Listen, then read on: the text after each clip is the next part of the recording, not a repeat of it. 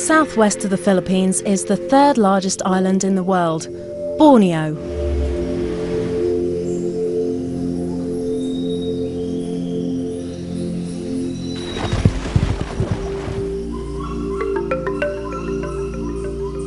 Sabah is in the northeast and is one of the few remaining tropical wildernesses, a land of dense jungles, soaring mountains and empty beaches.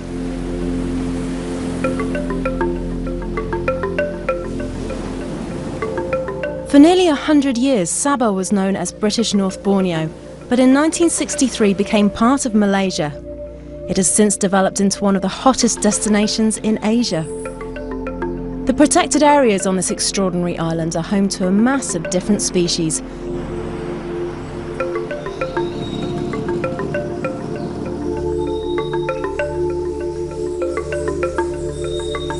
The main attraction here are the orangutans. Orangutan translates literally as man of the forest. They can be shy and solitary creatures, so the best chance of seeing them is in the areas where the rangers feed them. Many of these apes have been rehabilitated into the wild, but there's not enough forest or fruit to support them, so the foundations put out food to help them survive.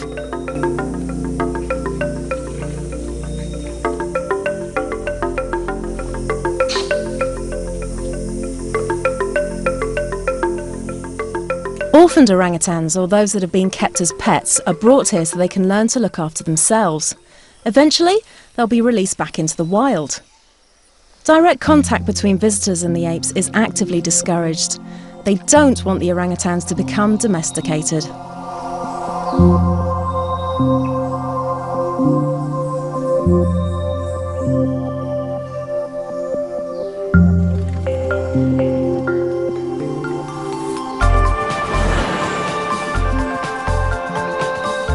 The coastal area is very flat, so one of the most convenient ways to explore is by bicycle. You'll need to start early in the morning to avoid the heat and be sure to apply lots of insect repellent.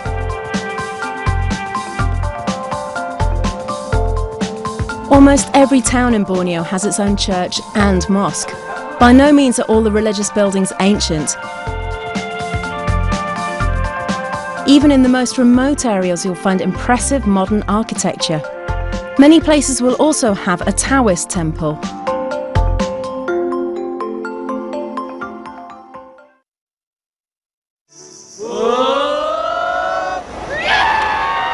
In the evenings, there are varied cultural shows to provide entertainment.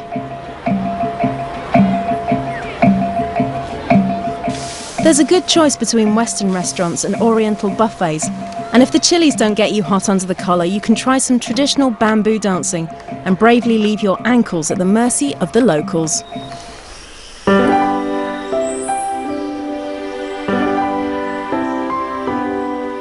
The highlight of any trip to Borneo has to be the mountain Kinabalu, a mountain so high it's rumoured to be the resting place for the spirits of the dead. Even when the peak is covered in clouds, as it often is, it still makes a spectacular sight. You need to allow 2 full days to conquer the mountain, and it's not for the faint-hearted. If you don't want to climb the peak, there are plenty of fascinating jungle walks around the lower and more gentle slopes. You get a wider variety of vegetation here than almost anywhere else in the world, with plants from both hemispheres. But just be careful not to get lost.